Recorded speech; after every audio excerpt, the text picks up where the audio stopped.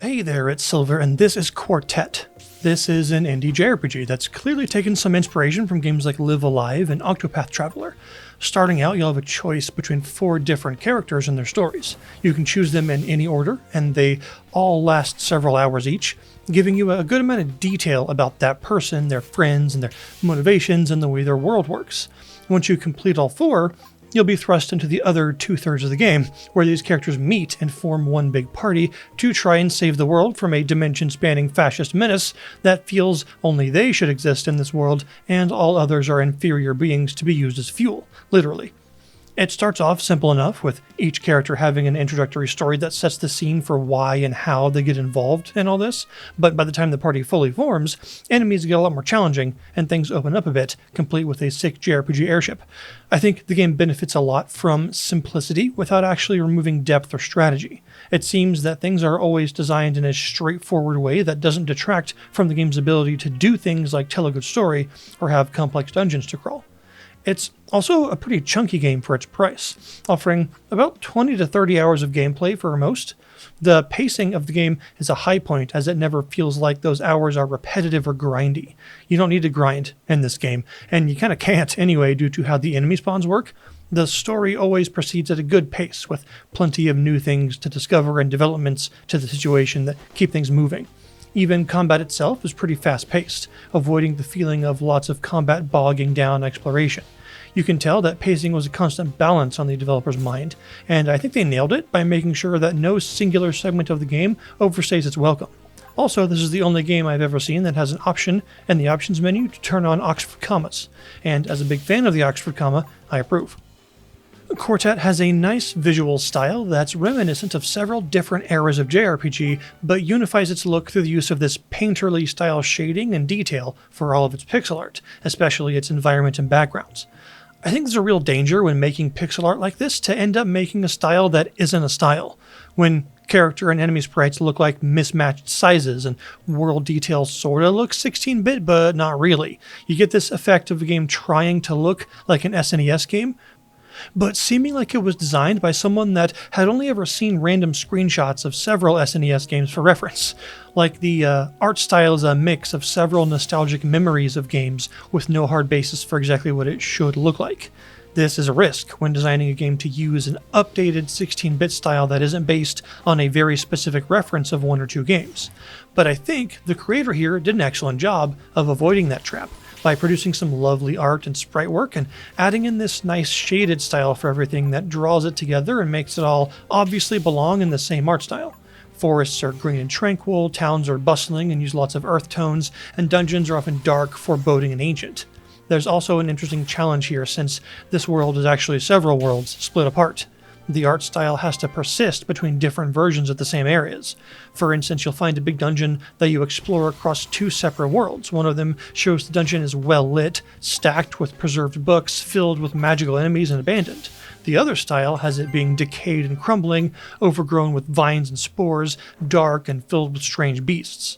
I think it's super cool how they managed to capture different feelings for places between multiple worlds, yet still have them feel like the same place underneath. Another example of this 2-world design is an opulent golden palace filled with warm lighting and well-trained guards, turning into a broken, frozen-over ruin filled with barbarians and their prisoners. It's interesting to see how much different color tones and lighting can change the look of a single area, going from warm, saturated reds and golds with full lighting and then suddenly switching to the same area in cold, harsh blues and grays with desaturated lighting can make the same area feel entirely different and yet somehow similar. I think there's a lot to be said about how this game handles its art across multiple worlds to bring home the sense of magic and adventure in some parts and a sense of oppressive hopelessness in others. Character sprites look great. They manage to fit a significant amount of charm into their animations. They may be small sprites, but they still manage to convey a lot of emotion when they need to. They have quite a lot of detail when it comes to their outfits, which is always a look that I enjoy in good pixel art. And they also have a large variety of battle animations. Basically every attack and skill they can use has its own sprite work. Enemy sprites are also nice. In classic 16-bit style, they are larger and have quite a bit of shading and animation work to draw your eye. Bosses, of course, can get even larger sometimes, and even the ones that aren't still have just as much detail as other enemies of the same size. The battle system uses a front-on angle where the enemies are straight ahead of you and your characters are back against the screen, and this allows the animations to really shine during fights because you can see them in good detail. Even though the environmental detail is great and areas look nicely varied and lively, I think the things that impress me the most are the battle backgrounds. Many of these would actually make good desktop backgrounds. I think they have a lot of detail in them and are probably the most atmosphere-inducing pieces of art that you'll see while crawling around the dungeons. The way this game handles transitions between areas is also nice, from exploring an area that borders a town, having some farmland or small homes appear gradually before reaching the actual town itself, or how ruin complexes in wild areas often have some disparate sunken architecture that pops up before you reach the ruin proper. It's pretty cool. I also really like the way that the world map sprites for your characters look. They're tiny and adorable, but still have enough detail to tell who it is. It's a pretty classic way to do things, to shrink the player sprites like that, and they look cute. Musically, this game has a lot going for it in a way I didn't expect. I was hoping, of course, the music would be nice, but I wasn't expecting the style of music that we have here. From the beginning, you'll notice that much of the soundtrack is jazzy and kinda big band inspired, I'd say. But as you progress, you'll get different vibes from each area. When you walk into the saloon of a Western-themed town, you'll get a jaunty piano piece that matches the aesthetic. When you explore ancient ruins, you'll get a more slow and foreboding sound that speeds up for battles and dies back down afterwards. When you visit a steampunk and magic-themed town, you get even more atmospheric bits that almost sound a little bit noir, kinda, but also like high fantasy kingdom style. The soundtrack will be available on Steam soon at the time that I'm currently writing this, and it's a big recommend to pick up from me. It overall kind of reminds me of an MMO soundtrack, especially in the Final Fantasy direction. Because it has such a great atmospheric variety to pull from, it tends to have exactly the song you'd want for each zone. And although there are plenty of styles it goes through, it still keeps a certain jazziness on display a lot of the times. It's also capable of slowing way down and becoming more ambient and foreboding when it needs to be. In places like caves, it tends to quiet down, and in scenes where the fascist army you're up against appears, it becomes oppressive and military sounding. Overall, the game's audio and visuals are top-notch and meld together perfectly for a fantasy adventure that still feels grounded and is capable of injecting other themes like steampunk, Old West, and even some roaring 20s adjacent city ambience. It's always impressive to me when a game manages to sprawl over several different themes like this, but also manages to do each one justice, rather than having any of them feel shallow or skipped over. Special notes go to those areas that you explore in multiple worlds, as the music and art in those bits are technically the same across multiple worlds, but different in the details, and it shows a great understanding of how to create a cohesive atmosphere between them, while allowing room for enough differences to make each place have its own identity. When it comes to gameplay, Quartet has a less is more kind of approach where things are often deceptively simple, yet there'll always be some hidden depth in there. This is the sort of JRPG where there are loads of battles to face, but there also aren't any random encounters. Enemies are always present on screen and don't tend to respawn much. This is also the kind of game where dungeons are made more memorable and interesting by adding puzzles in during exploration, so your time will be split between battles and puzzles in most areas. Add in the boss fights, and you get a well-rounded experience that's quite confident in its ability to throw new content your way and keep you engaged. When you first start each of the 4 stories, combat will be pretty simple, but each character will learn more skills as they level, as well as several earning more during story events. Combat is turn-based and has a theme of attacks doing lots of damage to everyone, which makes it pretty quick. Each character has a recognizable kit that expands as the game goes on, and the first 4 stories are good at teaching you how to use them. You'll often find that the early bosses are geared towards helping you realize how best to use the skills you have, and then the later ones give you more room on your own to show what you can do against bosses that are noticeably tougher. Everyone has a basic attack and also a growing list of skills. You have an AP gauge that's written as a percentage, interestingly, and you use it to fuel all abilities. You naturally regenerate 10% of this gauge per turn, and that can be enhanced with some gear. Characters switched out to the back regen AP much faster, encouraging a playstyle focused around unloading tons of skills and then switching people out to keep it going. There are plenty of consumables as well that fill the roles you would think, and when you switch characters, the newly swapped in one gets their turn immediately, so there isn't a downside to switching out often. Every character also has a free defend skill at the top of their list. It reduces damage and adds an extra 10% AP regen for that turn for everyone, but it also does something specific to that person, like upping their defense or enhancing their attack. Status effects are a big part of combat here. There are buffs and debuffs for all stats, including accuracy and evasion, which are hard to modify outside of certain skills. And there are also classic standbys like poison, bleed, and stun. One thing you'll notice is that bosses in this game aren't immune to statuses. If you have a good strategy for unleashing a big stun coupled with huge damage over time ticks with a certain combo, it'll work on bosses the same as it does on regular enemies. Bosses are sometimes more resistant to certain statuses, but I haven't encountered one that was actually fully immune, even to stun. I once stacked a triple stun on a boss, making it skip all 3 of its next turns. I was kind of amazed that I was allowed to do that. There are also damage types to consider, of course, 3 physical types being slash, pierce, and blunt, and also the 4 classic elemental types. Enemies can react normally to these types as well as be resistant, immune, and weak to them, so figuring this out is often key to blasting them down really quickly. This game doesn't encourage finding weaknesses by giving mobs lots of health. It instead causes them to do quite a lot of damage, making weaknesses the best way to get rid of them quickly enough that they can't do that. Due to the way that magic works in this setting, characters tend to focus on only one elemental damage type, except for Alexandria, who has a skill that does damage of a random element, so you still can't directly control it. Choosing your party composition is often a case of having people that can most easily exploit the common weaknesses in this area, and also some who can heal and support, as the incoming damage stacks up quick. Heals, buffs, and debuffs are all necessary for smooth battles, but you'll quickly notice that although these skills are very good, they often cost a lot. One of the best single target heals is used by the Magic Hippo and costs 35% AP to cast, so you'll only be able to use it twice on a full gauge at first. I'd say combat is honestly more about managing AP than it is HP, because heals are strong but expensive and attack skills are very powerful, while most basic attacks are quite weak. Battle is more about trying to be as efficient with your AP as possible so that you don't run out of steam and get bursted down by angry ghosts. Boss fights last longer but still aren't usually prolonged, and are generally focused on efficient damage and not letting their debuffs overwhelm you.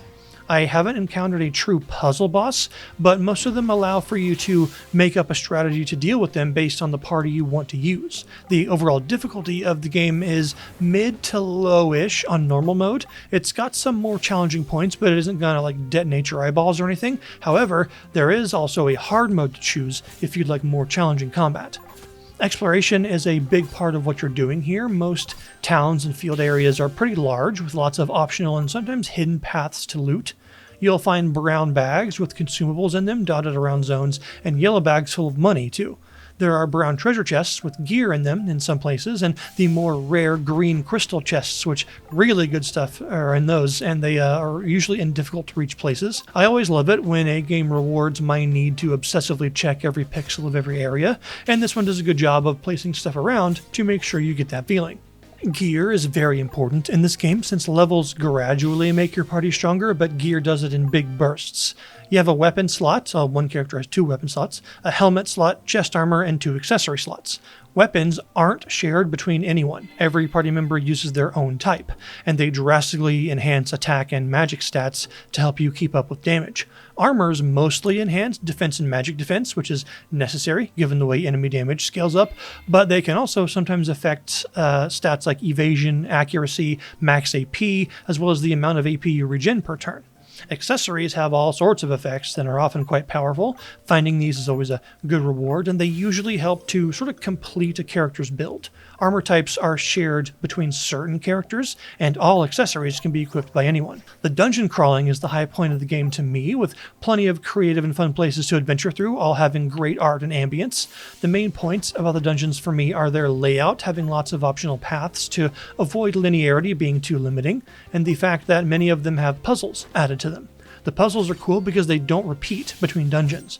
If a dungeon has a puzzle in it, you can guarantee that it won't be the same as any other one you've seen so far. They can be pretty engrossing to solve, especially when they add extra paths to rare loot that you can see but have to figure out how to access. They can be anything as simple as hitting floor plates to open doors, to something more involved, like hitting certain panels to bring electrical hazards down and then finding where the next accessible panel is. They can also be much more involved, like the one that's about using 4 different types of elemental book to raise and lower magical barriers, shuffling the books around to be accessible from different sides, and splitting the puzzle between 5 increasingly complex floors. The puzzles being this fun to solve is what makes the exploration so memorable to me. It almost reminds me a bit of like what a dungeon in the Golden Sun games feels like. But of course this is an RPG, and in an RPG you want the story and characters to be good. I think the writing here is a standout. It's got funny moments, sad moments, horrifying moments, and they're all well written enough to land without anything feeling disconnected or over the top. You're on a light-hearted, world-spanning fantasy adventure with a magical hippo and a Magitech robot, but you're also up against a fascist military force that wants to genocide all other people as inferior and burn away their bodies to create fuel for their magical war machine. It's also a story about leaving home, being in unfamiliar places and feeling lost, as well as relying on the knowledge of others to help each other through adversity. The game manages to characterize each of your 8 party members to a good enough degree that they each feel like people with their own struggles, forced into a situation where they have to lean on one another to stop a mass slaughter from ruining all of their worlds. Although many of the villains don't get as much characterization as your party does, several of them still do at least get some nuance added to their goals, and it makes them feel like more of an active presence in the story rather than a vague threat looming on the horizon. The party feels endearing, with characters learning and changing their minds, working together despite not fully understanding each other, and you'll often see that each individual's biggest problems in their story aren't solved by them alone. It's also interesting to me how each of the 4 initial stories set up as sort of having a unique threat or barrier for that person or that set of people, and then when you reach the halfway point and get your full party, those individual problems don't get forgotten about. They all have things to do with the overarching plot, and resolving them has a big impact on resolving the biggest threats and understanding the background of why all this is happening in the first place. It's a daunting prospect to make an RPG with 8 characters that all have their own struggles and motivations, and make it all fit within a singular story about these worlds colliding and powerful forces working behind the scenes to add some intrigue into what at first might feel like separate events.